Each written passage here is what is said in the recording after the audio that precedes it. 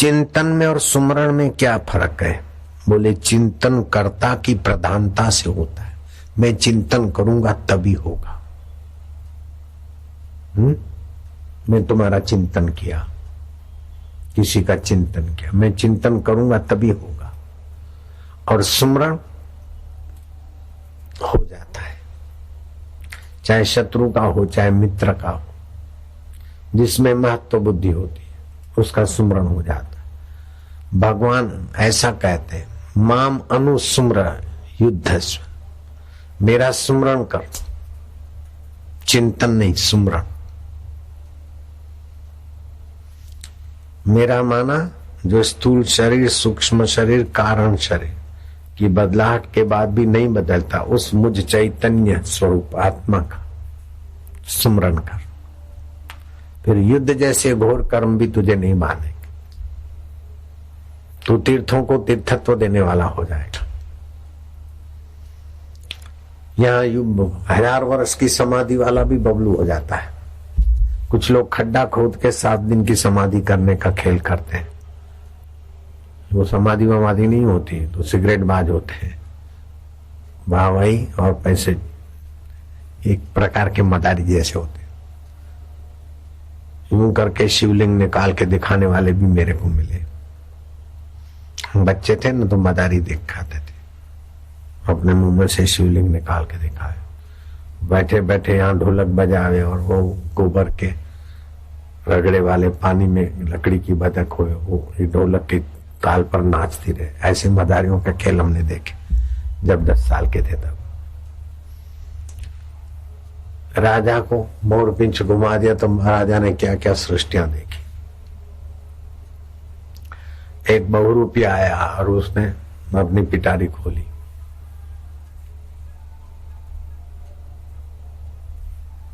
और एक धागा फेंका, ऊपर गया। सब देख रहे, राजा भी देख रहे हैं, उसी धागे पे वो चढ़ गया और मार काट का आवाज आया, युद्ध हो रहा है।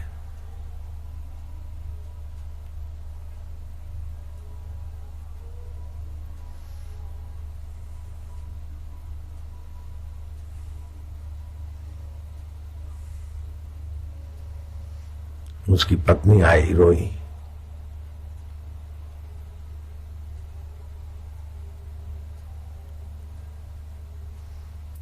राजा उसको सांत्वना देता है। पत्नी ने पुकारा, ओ गुड्डू के बाप, ओ गुड्डू के बाप, आ जाओ आ जाओ। वो सामने से मदारी आ रहा है। राजा साहब, क्या मेरी पत्नी का सौंदर्य देखकर क्या तुम उसको ले जाना चाहते थे? ये क्या किया तुमने? सब लोग ठाका मार के हंस गए, ये कैसा हुआ? इस प्रकार के खेल दिखाने वाले भी आए धरती पर, ऐसे ऐसे मदारी भी हुए। आखिर क्या? बक्से में यहां गाड़ दो और कलकत्ते में वो आदमी दिख जाए। आखिर क्या? आत्मा को नहीं जाना तो तथा किम तथा किम। शरीरम सुरूपम, शरीर सुंदर हो, मेरू के तुल्य नहीं, धन की संपदा के, सोने और हीरे के जवाहरात के सुमेरु और हिमालय जितना ढेर हो, पत्नी आज्ञाकारी हो, बेटा आज्ञाकारी हो, सारे धरती के लोग मानते हो, लेकिन सत्य वस्तु परमात्मा को नहीं जाना तो आखिर शरीर मरेगा, सब छूट जाएगा। तुमको क्या मिला?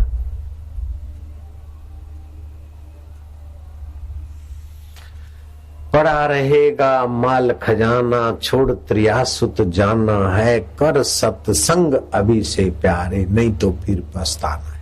खिला पिला के देह बड़ा ही सुंदर काया होगी, आखिर तो अग्नि में जलेगा। तुमको क्या मिलेगा? तथा किम, ऐसा सत्संग मिल जाए। शरीरम स्वरूपम तथा वह कलत्रम, यशश्चारु चित्रम, धनम मेरु तुल्यम, मनश्चैन लग्नम, गुरुरिंद पद्मे, तथा किम तथा किम तथा किम तथा किम। यदि शरीर रूपवान हो, पत्नी भी रूपवती हो और सत्कीर्ति चारों दिशाओं में जय जयकारा होता हो, मेरु पर्वत के तुल्य अपार धन हो, किंतु गुरु के श्री चरणों में यदि मन आसक्त न होता हो तो इन सारी उपलब्धियों से आखिर क्या लाभ। आगे चलो। सुंदरी पत्नी, धन, पुत्र, पौत्र, घर और सज्जन आदि प्रारब्ध से सर्व सुलभ हो, किंतु गुरु तत्व में प्रीति नहीं हुई तो आखिर इन सब से भी क्या लाभ।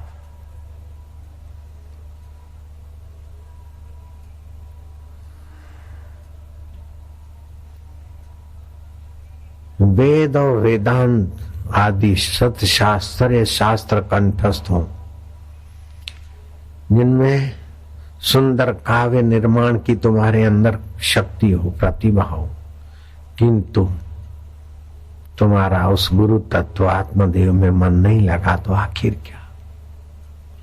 विदेशेषु मन्या स्वदेशेषु धन्या, सदाचार वृत्तेषु मतो न चान्या, मनश्चैन लग्नम गुरु रंधि पद में तथा किम तथा किम तथा किम तथा किम। जिन्हें विदेशों में सादर सम्मान मिलता है, अपने देश में भी जिनका नित्य जय जयकार से स्वागत किया जाता हो, जो सदाचार पालन में भी अनन्य स्थान रखता हो, यदि उसका भी मन गुरु चरणों में प्रीति आसक्ति वाला नहीं हो तो आखिर उसने भी क्या पाया। क्षमा मंडले भूप भूप पाले वृंदे, सदा सेवितम यस्य पदारविंदम, मनश्चैन लग्नम गुरु रंध्रिपद में तथा किम तथा किम तथा किम तथा। जिन महानुभावों को के चरण कमल पृथ्वी मंडल के राजा महाराजाओं से नित्य पूजित रहते हों, किंतु उनका मन यदि गुरु के श्री चरणों में आसक्त नहीं हो तो ऐसे बड़े यश राजाओं से सम्मान पाकर आखिर शरीर तो मर जाएगा, क्या मिला तुम्हें। यशो में गतम दीक्षु दान प्रतापत, जगत वस्तु सर्व करे सत प्रसादात, मनश्चैन लग्नम गुरु रंध्रिपद में तथा किम तथा किम तथा किम तथा। दान वृत्ति के प्रताप से जिनकी कीर्ति दिगांतरों में है, आप इतने बड़े भारी दानी हो तो चारों तरफ की कीर्ति है, जय जयकार है। अति उदार हो, लेकिन गुरु जी की सहज कृपा दृष्टि से जिन्हें संसार के सारे सुख ऐश्वर्य हस्तगत हो, किंतु उनका मन यदि गुरु के श्री चरणों में, गुरु के अनुभव में नहीं लगता है तो इन सारे ऐश्वर्यों से भी क्या लाभ। न भोगे न योगे न वाह वाजी राजू, न कांता सुखे नैव वित्तेषु चिंतम, मनश्चैन लग्नम गुरु रंधि पद में तथा किम तथा किम तथा किम तथा। जिनका मन भोग और योग, अश्व राज्य, धन उपभोग और स्त्री सुख से कभी विचलित न हुआ हो, ऐसे बड़े ऊंचे योगी भी हो, फिर भी गुरु के तत्व में, गुरु के चरणों में प्रीति आसक्ति न बन गई पाई हो तो इस अटल समाधि से भी क्या लाभ। अरण्य न वास स्वस्य गेहे न कार्ये, न देहे मनोवर तते में त्वदन्ये है, मनश्चैन लग्नम गुरु अंगिपद में तथा किम तथा किम तथा किम। जिनका मन वन या अपने विशाल भवन में, कार्य या शरीर में तथा अमूल्य भंडार में आसक्त न होता हो, ऐसे अनासक्त महापुरुष जैसे जीते हों, लेकिन गुरु तत्व में, आत्म तत्व में अगर प्रीति नहीं हो, आत्म साक्षात्कार नहीं हो तो आखिर क्या लाभ। और धन्यानि रत्नादि मुक्तानि सम्यक समालिंगिता कामिनी यामिनीषु मनश्चैन लग्नम गुरुरन्निपद में तथा किम तथा किम तथा किम तथा। अमूल्य मणि मुक्तादि रत्न उपलब्ध है। रात्रि में वो स्वर्ग की परियों को मात कर दे ऐसी सुंदर पत्नी चरण चंपी करती। सोने की खाट है, रेशम की नवार है, फूलों का छिटकाव है और अप्सराओं को मात कर दे ऐसी पत्नी चाकरी में, सेवा में। लेकिन वो भी तो विकारी सुख है। निर्विकारी आत्म सुख में अगर गुरु जी की प्रसादी नहीं पाई तो इन सब भोगों में और ऐश्वर्य में आखिर तो समय, शक्ति और पुण्य ही तो नष्ट हुआ। ये गुरु अष्टक पढ़ने सुनने से पुण्य होता है। यदि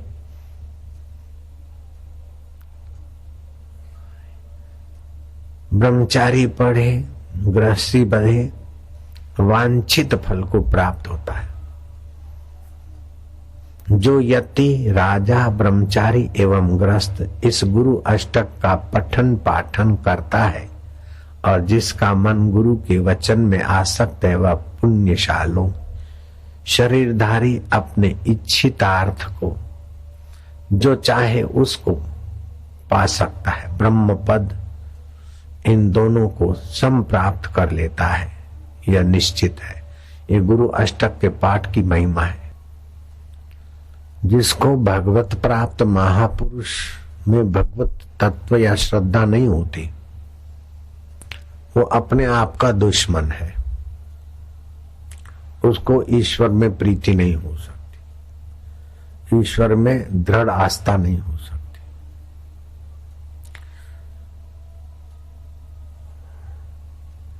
जो ईश्वरीय संविधान में आस्था नहीं करता वो मानवीय संविधान कानून से भी ठीक से नहीं चलेगा,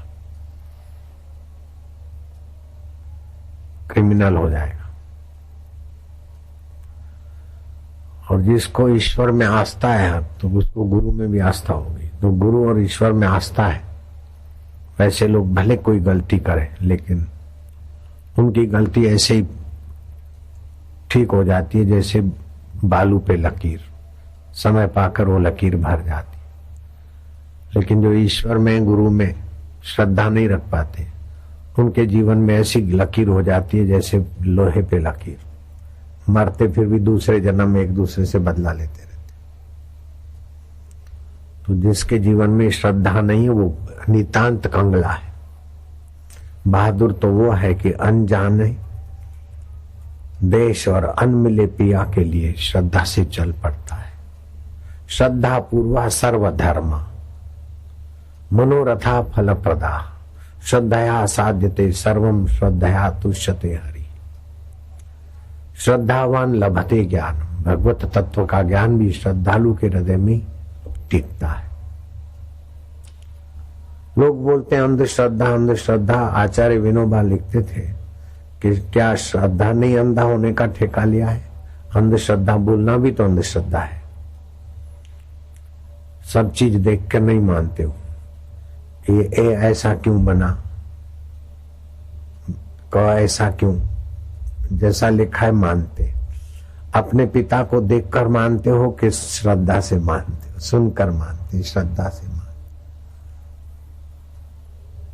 तुम ब्राह्मण हो अथवा श्रीवास्तव जाति के फलाने हो या श्री हो या वो हो, श्रीनिवास हो या ओम प्रकाश हो, तो ये भी तो सुन के ही मानो।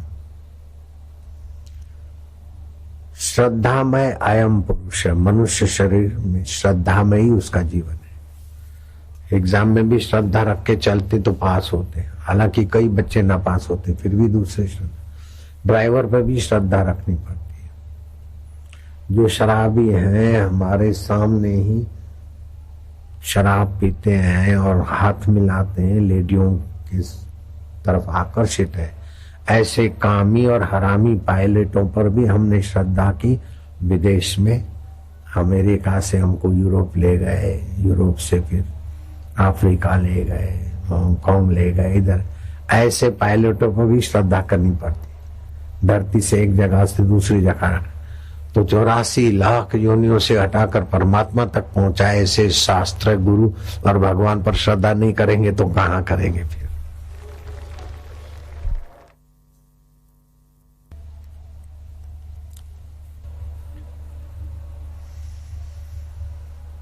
ओम नमो भगवते वासुदेवाय।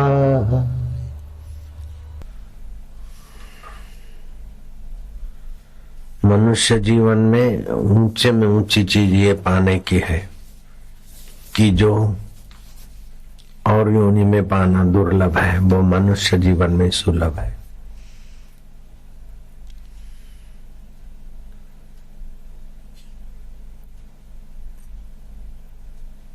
और पेड़ पौधे या और प्राणी हंस नहीं सकते, मनुष्य हंस सकता है, आनंदित रह सकता है, दूसरों को आनंदित कर सकता है।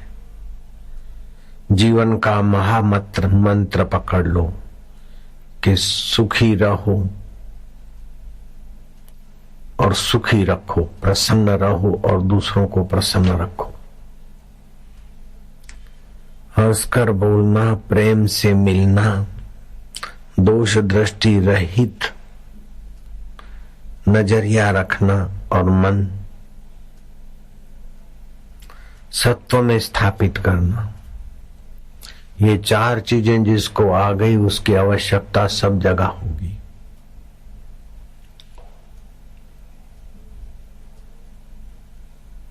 प्रसन्नता सब चाहते हैं, आप प्रसन्न रहो, दूसरों को प्रसन्न रखो। आप निर्दोष प्रेम से मिलो, दूसरों को निर्दोष प्रेम से मिलने में सहभागी दो। दोष दृष्टि का परित्याग करो, ये ऐसा है वो ऐसा है, उसकी गहराई में तो प्रेम स्वरूप परमात्मा ऐसा मिलो।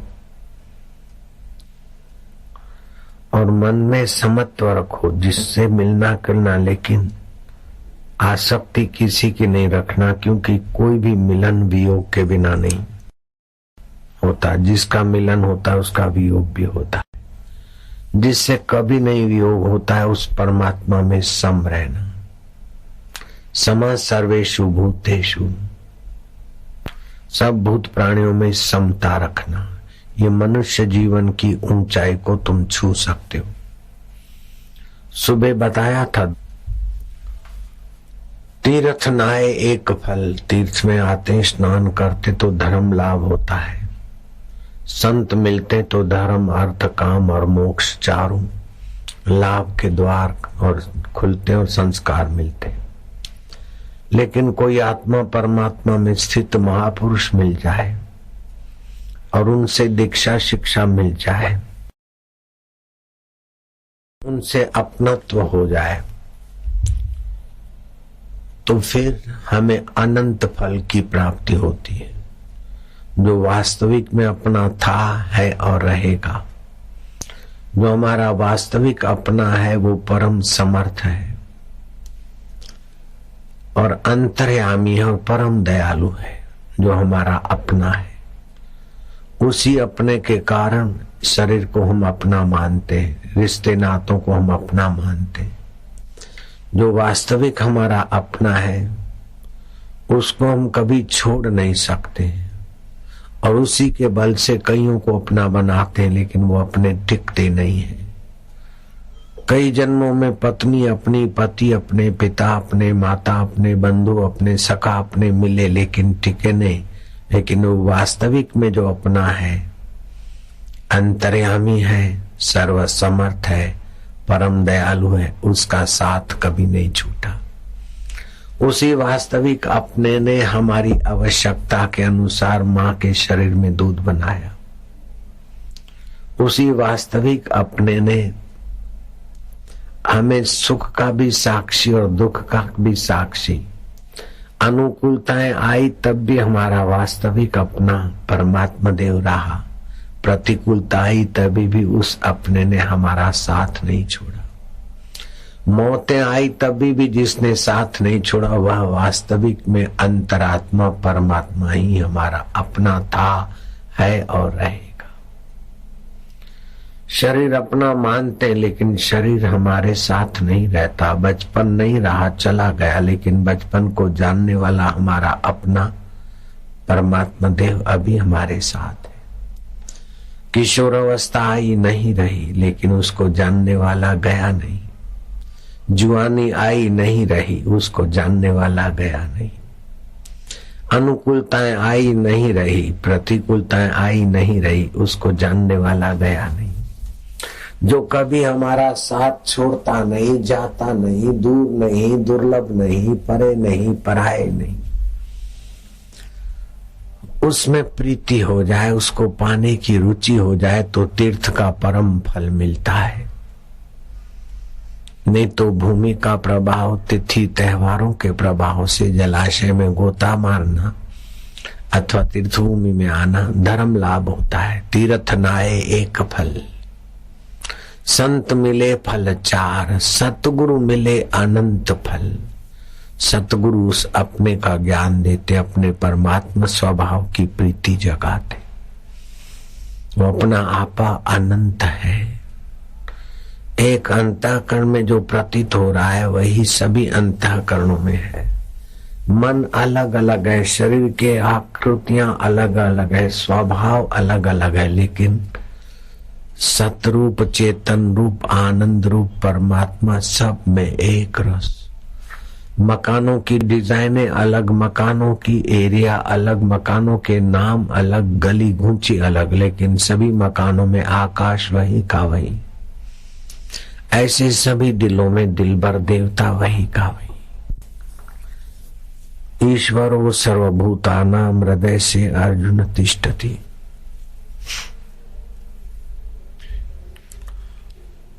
कब किसको कहां से उन्नत करे उसकी लीला अपरंपार है।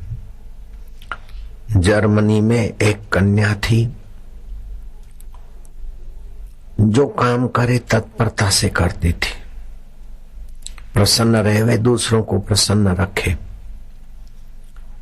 राजमहल में रानी के साथ उसका ऐसा बर्ताव कि देखते देखते वो राजमहल की खास मैनेजर हो गई। खास विशेष व्यक्तियों में उसकी गणना होने लगी। उसका नाम था रियोनेन। रियोनेन ने जब रानी की मृत्यु देखी तो उसको झटका लगा कि हाय,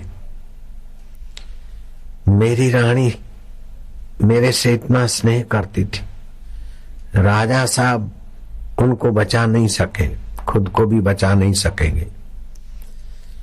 मिले हुए शरीर सचमुच में छूटने वाले हैं, मिली हुई वस्तु छूटने वाली है, आए हुए भाव छूटने वाले हैं।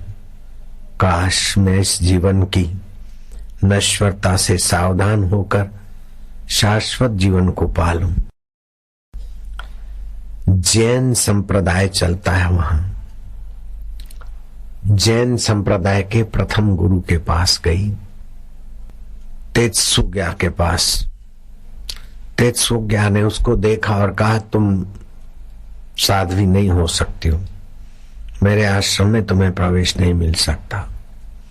वापस लौटी, लेकिन अंदर का विवेक के आयुष्य नाश हो रही है।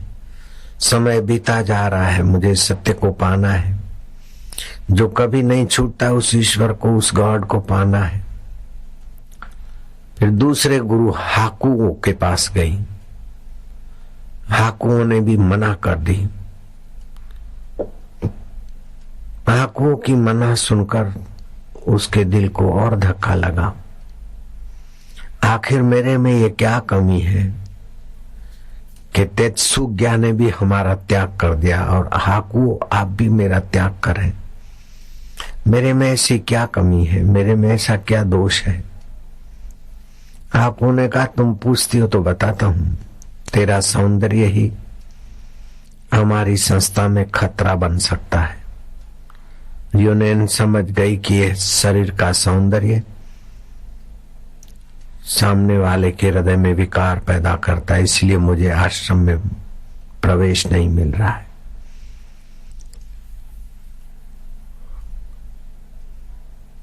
कपड़ों को इस्त्री करते हैं, वो गर्मा गर्म इस्त्री उसने रियोनेन ने अपने घर पर जाकर अपने मुंह पर रख दी, दाएं रखी बाहें रखी, शक्ल बद्दी हो गई, खूबसूरती बदसूरती में बदल गई। कुछ समय के बाद चमड़ी ठीक ठाक हुई, लेकिन कुरूपता तो दूर से दिखाई देती थी। अब हाकू के पास गई, बोले आप तो मुझे मेरा आपको खतरा, मेरा सौंदर्य खतरा नहीं रहेगा। बोले अब तू वास्तविक में सुंदर हो गई, भीतरी सौंदर्य तेरा निखरा है, जिससे बाह्य सौंदर्य कि तूने अवहेलना कर दी। उसे दीक्षा मिल गई। रियोनेन को दीक्षा मिली, लेकिन अपने चेहरे पर स्त्री की धधकती आग रखी उसने। लेकिन उससे भी ज्यादा हमारे बच्चे सुंदर हैं, बच्चियां सुंदर हैं। चेहरे पर स्त्री नहीं रखनी पड़ती है, टाल पर अस्त्रा घुमाकर मुंडन करा देते। हरि ओम ओम ओम ओम ओम ओम ओम ओम ओम ओम ओम ओम ओम ओम ओम ओम। लड़कियों की स्त्रियों की तो बालों में बड़ी ममता होती, मुंडन करा दिया, ममता गई और आकर्षण का जो कुछ तत्व थोड़ा बहुत था वो भी गया। लड़के भी मुंडन करा देते, बच्चियां भी मुंडन करा देती। उस बेचारे को गुरु के आश्रम में रहने के लिए चेहरे पर स्त्री रखनी पड़ी, लेकिन हमारे बच्चों को न स्त्री रखनी पड़ती है न चेहरे पर अस्त्रा रखना पड़ता है। टाल पे अस्त्रा घुमा दिया, हो गया काम।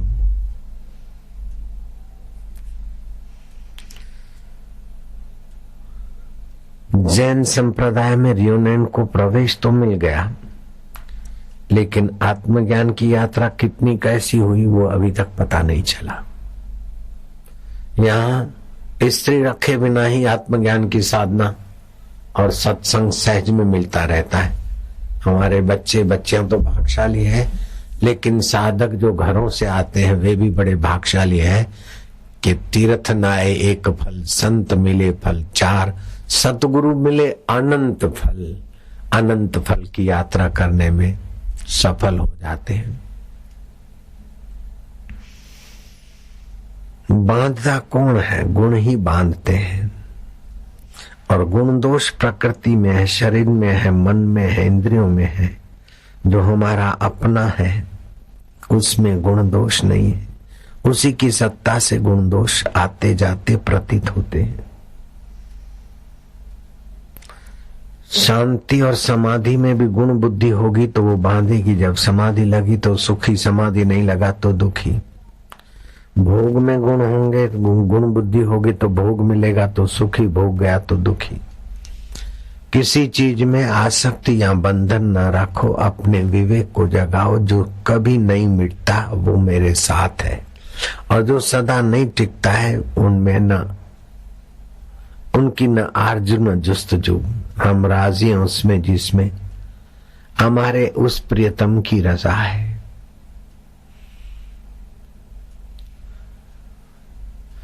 परिवर्तन विकास का महामंत्र है।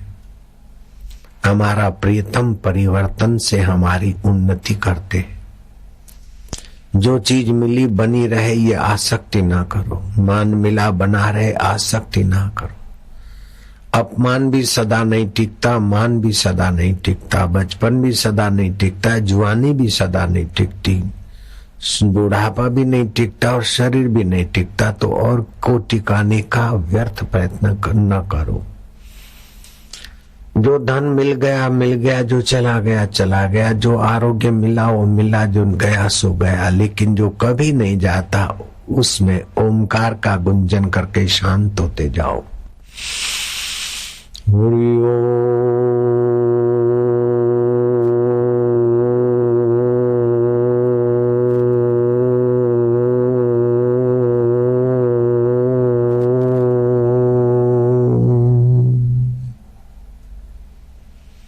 वो अनंत दूर नहीं, दुर्लभ नहीं। अ और म के बीच उस अनंत की ही सत्ता है। हमारे परम सुहृदी हैं, उसमें हमारे परम हितैषी ही हैं। ये ओमकार मंत्र अंतर्यामी परमात्मा उसके देवता है। ओमकार मंत्र से यह लोक की सफलताएं, परलोक की सफलताएं और सारी सफलताएं जहां से आती, उस ओमकार स्वरूप अंतरात्मा का साक्षात्कार भी हो जाता है। इस उपासना को इस तीर्थ भूमि में आए हो तो आज से शुरू कर दो, ताकि इसी जीवन में किसी बंधन से, किसी परिस्थिति से, किसी आकर्षण से, विकर्षण से हम प्रभावित न रहें। रियोनेन तो जन्मी थी 1797 में।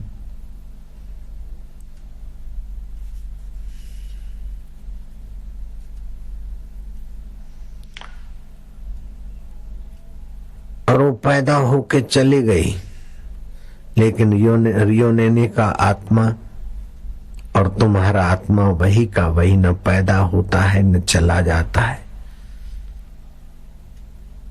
पाया कहे सो बावरा, खोया कहे सो कूर, पाया खोया कुछ नहीं, नित एक रस भरपूर।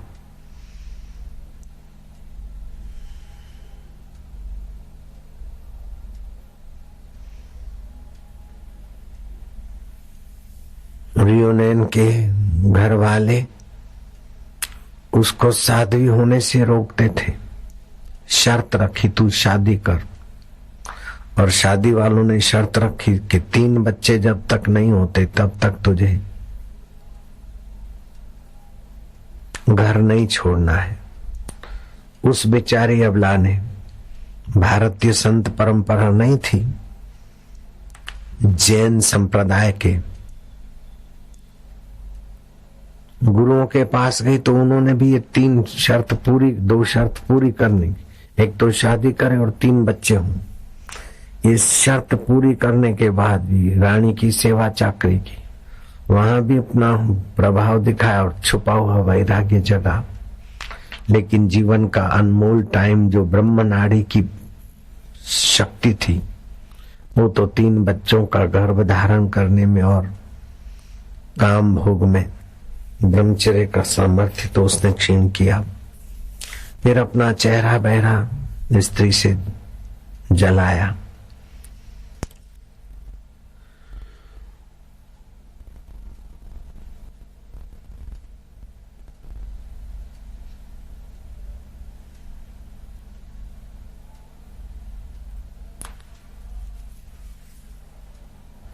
संत महापुरुष जो वास्तविक ब्रह्म विद्या के धनी हैं, वो सन मात्र चिन्ह मात्र चैतन्य स्वभाव में अपनी मैं बुद्धि करते हैं।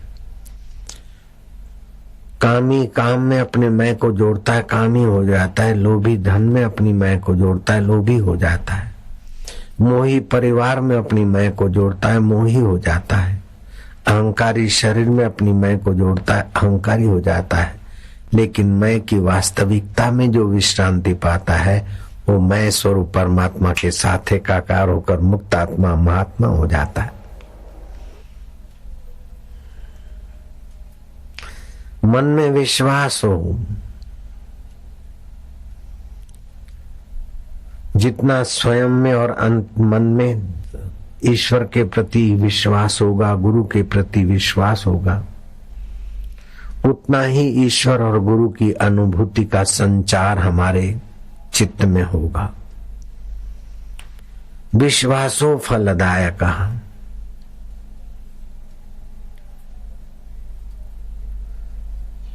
विश्वास के साथ साथ सत्संग हो, जिससे विवेक जगे कि मैं कौन हूं, मेरा क्या है। सत्संग ये कहता है कि एकांगी जीवन ना हो, खाली समाधि नहीं, खाली कीर्तन नहीं, खाली तीर्थ नहीं, खाली श्रद्धा नहीं। अकेली श्रद्धा होगा तो किसी बड़े पीर में फंस जाएगी, चक्कर काटते काटते मार देगी। श्रद्धा भी हो, विवेक भी हो, ध्यान भी हो, लेकिन अकेला ध्यान तुम्हें पलायनवादी कर देगा, एकाकी कर देगा। ध्यान के साथ सत्कर्म भी हो, आलस्य नहीं। अकेला ध्यान आलसी बना दे तो ध्यान भी हो, सत्कर्म भी हो, भगवत स्मृति हो और भगवत ज्ञान का आनंद और माधुर्य हो, तो श्रद्धा, विवेक,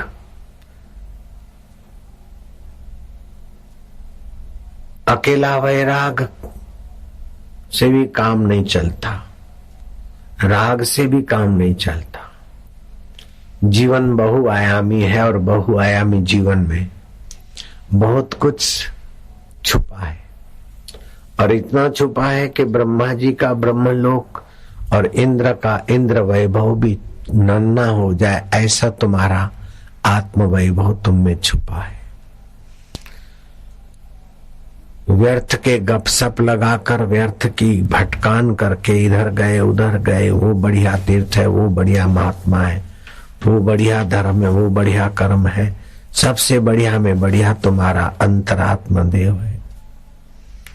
उस परमात्मा देव को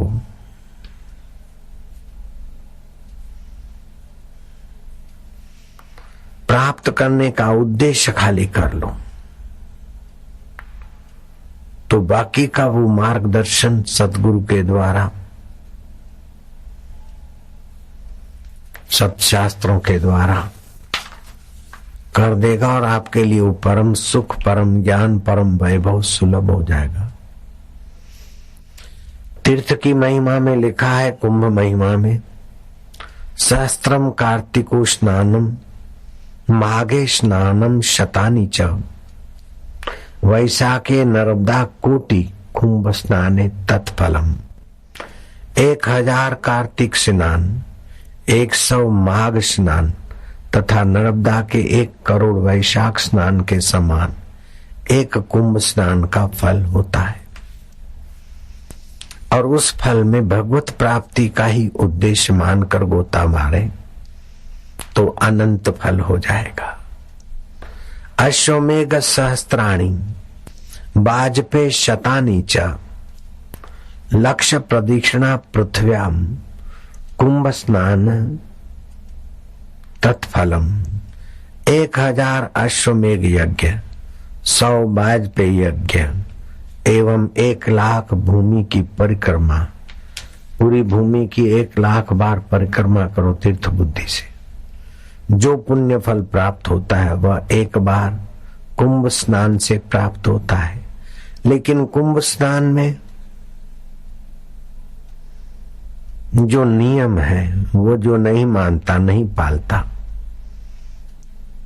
उसके जीवन में पूर्णता का प्रसाद नहीं आता। और जगह रात्रि का स्नान दोष युक्त माना जाता है, लेकिन गंगा जी में रात्रि स्नान में भी दोष नहीं लगता।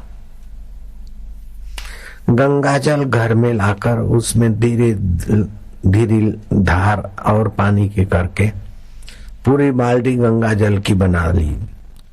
गंगे च यमुने च गोदावरी हर करके पहला लोटा भर के सिर पे डाला। जब स्नान करते हो तो जहां से धारा आ रही उसके तरफ सिर करके गोता मारना चाहिए। पहले सिर भीगे, पीछे पैर भीगे। अगर पहले पैर भीगते तो पैरों की गर्मी सिर में चढ़ती है, पहले सिर भीगता है तो सिर की गर्मी उतर जाती है। गंगा जल घर में लाकर स्नान करे तो अश्वमेघ यज्ञ करने का फल होता है। हठ से स्नान नहीं करना चाहिए।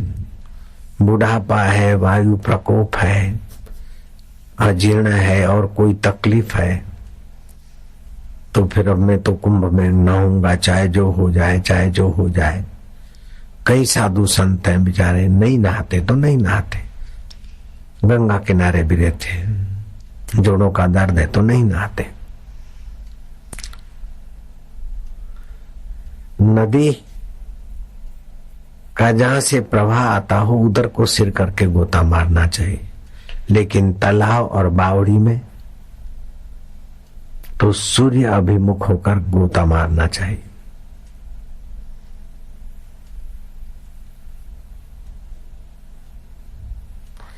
रात्रि को 10 से 3 बजे तक स्नान हानि करता है, लेकिन ये गंगा जी के लिए नहीं, और जगह घर में आदि। सुल्तान मोहम्मद, तुगलक, अकबर, औरंगजेब आदि गंगा जल की महिमा जानकर गंगा जल ऊंटों पे खच्चरों पे मंगवाते और जहां होते वहां गंगा जल का पान करते और गंगा जल से भोजन बनवाते थे। ऐसा इतिहास के पन्नों में खबरें आई। धीरता, श्रद्धा, एकाग्रता के साथ कोई तीर्थाटन करता, कुंभ स्नान करता है तो पापी भी विशुद्ध हो जाता है, पाप वासनाएं मिटने लगती है। 5 व्यक्तियों को तीर्थ का फल ठीक से नहीं मिल पाता है। और श्रद्धा ना, जिसमें श्रद्धा नहीं लेकिन तमाशबीन किनाई ये करते तो मार लोग होता, उसे गंगा जी की शीतलता मिलेगी लेकिन पुण्य वृत्ति नहीं बनेगी। अश्रद्धाधाना पापात्मा नास्तिको छिन्न संशयः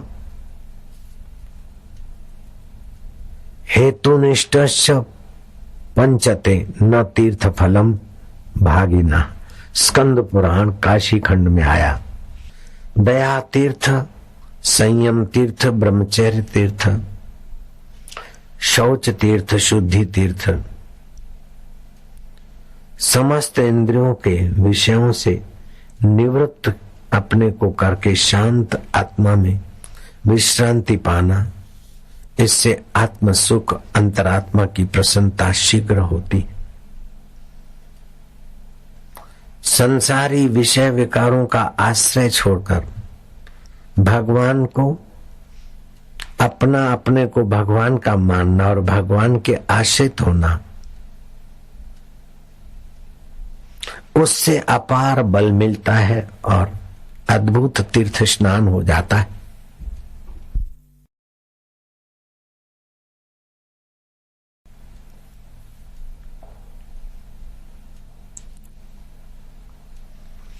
जो भगवान के आश्रित होते हैं उनको किसी बात का डर नहीं होता। सत्य तो अपना आत्मदेव है, बाकी सब हो के मिटने वाला है। सफलता भी मिट जाती, विफलता भी मिट जाती, इसलिए सफलता में इतराओ मत, विफलता में सुकड़ो मत। अपने शुद्ध बुद्ध सदा रहने वाले परमेश्वर स्वभाव को स्मरण करके उस असंग आत्मा में विश्रांति और असंग आत्मा की दृष्टि से मिलो जुलो।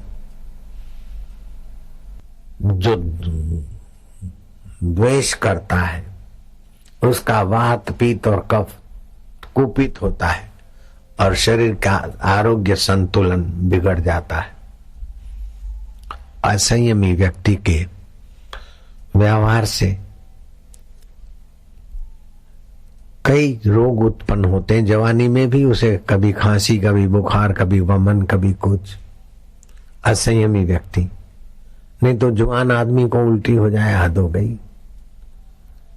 तो असंयम से ये सब होता है। जवानी में कोई बीमारी आई तो समझ लेना असंयम है। असत्य से जीवन शक्ति का ह्रास होता और प्रभाव, तेज, आभा नष्ट होती है। हृदय और ज्ञान तंतुओं को हानि होती है। कालांतर में हृदय रोग, पागलपन, पथरी, लकवा आदि रोगों का शिकार बनना पड़ता है। अभिमान से वात, पित्त और कफ तीनों को एक साथ उत्तेजित होना पड़ता है और अधिक अभिमानी कभी भी सन्निपात के रोग का शिकार बन सकता है। ईर्षा करने से भी पित्त बढ़ जाता है, इंद्रियों की तेजस्विता नष्ट हो जाती है। बुद्धि और हृदय भी पित्त के तेजाब से क्षीण और ईर्ष्यालु, किसी काम में प्रगति न कर सकने वाली दुर्दशा को प्राप्त होता है। पित्त बढ़ने से पथरी और जलन, लीवर की खराबी आदि रोगों से भी दुखित रहता है तो काय को दंभ करे, काय को अभिमान करे, काय को निंदा करे, काय को ईर्ष्या और चुगली करे। क्रोध से बहुमूल्य ओज नष्ट हो जाता है। क्रोधी की शक्ल बिगड़ जाती है और बुद्धि बल भी धीरे धीरे उसका क्षीण हो जाता है। हिंसा से, क्रोध और अभिमान से उत्पन्न हिंसा, क्रोध और अभिमान से उत्पन्न ये सारे दोष व्यक्ति में रहकर उसका रक्त भी खराब कर देते हैं। उसका रक्त भी खोलता रहता है, तपता रहता है, उसका खून गर्म पाया जाता है। हिंसा में मस्तिष्क और हृदय दोनों गंदे होते हैं। संपूर्ण शरीर में गर्म रक्त का भ्रमण करने से शरीर में वात, पित्त और कफ के दोष बढ़ जाते, तीनों दोषों को उत्पन्न करता है। तो काय को क्रोध करना, काय को हिंसक बनना, महाभयंकर रोग आ जाते हैं ऐसे स्वभाव से। छल कपट करने वाला व्यक्ति भी सूक्ष्म रूप से हिंसा ही करता है। हिंसा से जो जो रोग होते हैं वे छल और कपट करने से भी रोग आ जाते हैं। छली दूसरों को तो क्या छलता है, छल करके अपने शरीर के ही स्वास्थ्य को, मन को बिगाड़ता है। मन क्रम वचन छांडी छल जब लग जनन तुम्हार, तब लग स्वप्ने हूं सुख नहीं करे कोटि उपचार। कितना भी धन इकट्ठा कर ले, सत्ता पाले, कुछ का कुछ पाले, लेकिन छली आदमी को चैन, आत्म शांति नहीं। जो हमारा परम हितैषी है था, जो परम समर्थ है, अंतर्यामी और परम दयालु है, उससे छली दूर चला जाता है। क्रोधी और कपटी उससे दूर चले जाते। तो क्रोध, कपट और छल से मित्रता छोड़कर सत्य स्वरूप, चेतन स्वरूप, आनंद स्वरूप परमात्मा के ध्यान में, परमात्मा के स्मरण में आज से हम पक्का ही पक्का कदम रख रहे हैं। ये संकल्प करोगे तो तुम्हारा ये कुंभ स्नान और कुंभ मेले का आगमन अनंत फल का जनक हो सकता है।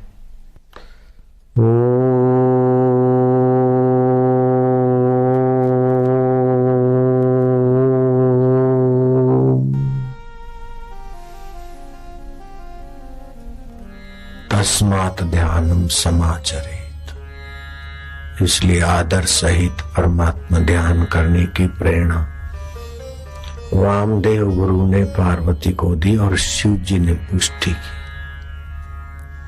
और पार्वती जी इस प्रकार ओंकार का गुंजन करके शांत होती, भ्रूमध्य में ओंकार को देखती। कभी कभार नील वर्ण दिखता, नीला नीला रंग दिखता, कभी पीला दिखता, कभी लाल दिखता। गुरु जी ने बताया कि रंग दिखते हैं तब रजस सत्व मिश्रित है। फिर प्रकाश देखेगा तो एकदम सत्व है। फिर प्रकाश जिसको दिखता है उसमें विश्रांति मिलेगी। प्रकाश दिखना भी बंद हो जाएगा और संकल्प विकल्पों की परंपरा, संकल्प विकल्पों की गति भी शांत हो जाएगी। जैसे कल्पना करो 1 घंटे में 1000 संकल्प उठते, फिर 900, 800, 700, 600, 500, 200, 100, फिर घंटे में 5-25 संकल्प उठे। और जब भी कोई संकल्प उठे तो हरि ही ओम का गुंजन करे तो वहीं शांत हो जाए। जितने संकल्प और विकल्प कम, उतना ही आत्म औज, आत्म वैभव, आत्म परमात्मा सामर्थ्य, आत्म परमात्मा सुख सहज में हो जाता है। जितने संकल्प विकल्प ज्यादा, उतना वो जीव तुच्छ हो जाता है। श्री कृष्ण कहते हैं सर्व संकल्प सन्यासी रोगा योगारूढ़स्तदोच्यते। बुरे संकल्प मिटाने के लिए अच्छे संकल्प के अनुरूप कर्म करो, लेकिन कर्म करते करते भी सर्वा कर्मा सदोषाश्च, जैसे लकड़ी की अग्नि बिना धुएं नहीं होती, ऐसे कर्मों में कोई न कोई दोष अवश्य होता है। भगवान जब किसी पर महती कृपा करते हैं तब उससे संसारी भोग वासनाओं के कर्मों से विवेक जगाकर भक्ति और सेवा के कर्मों में लगाते, और भक्ति और सेवा के कर्मों का फल यह है कि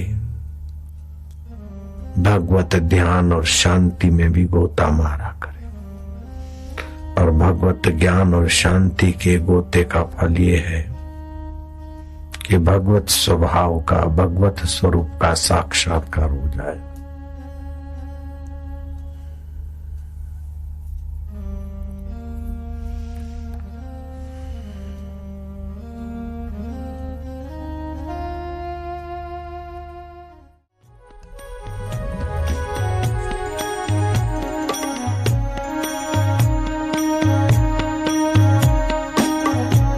प्रेम की बोली का नाम संगीत है, प्रेम की चाल का नाम नृत्य है,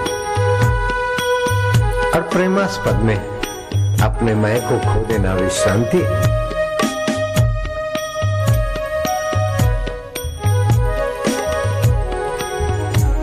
अपने तरफ से ध्यान मत करो, अपने तरफ से जप न करो, होने दो।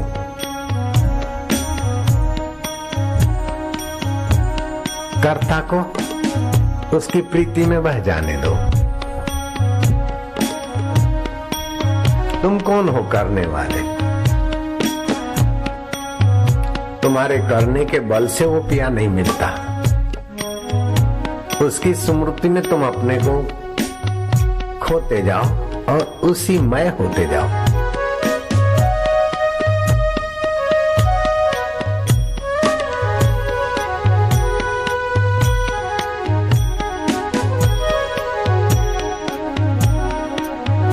आनंद देवा, माधुर्य देवा, मेरे स्वदेवा, मेरे पूर्ण देवा, मेरे परमात्मा देवा,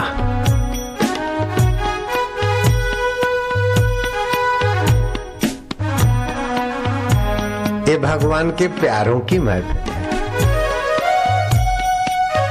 यहाँ चतुराई से, मापतोल से बात समझ में नहीं आएगी। चतुराई चूल्हे पड़ी, पूर्व पर्यो आचार, तुलसी हरि के भजन बिन चारों वरण चमार। भगवत भजन, भगवत रस के बिना सब चमड़े के ढके हुए 60 मास के पिंजर को मैं मानकर उलझ रहे,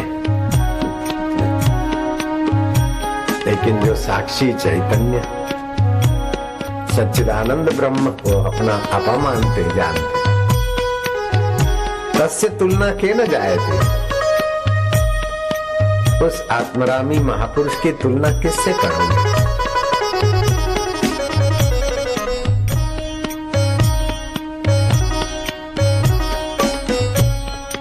छोड़ पवाड़े झगड़े सारे, गोता वेद तू अंदर मार। बहुत कुछ सुन लिया, जिससे सुना जाता है उसमें खो जा, उसी का हो जा।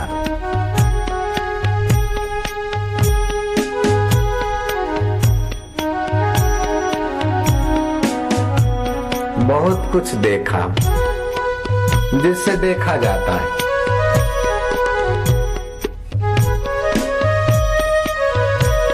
उसी की मधुरता को, उसी के रस स्वभाव को, उसी के अस्तित्व में अपना तुच्छ अहम डूब जाने दे, खो जाने दे और हो जाने दे। उसकी मर्जी पूर्ण। और अब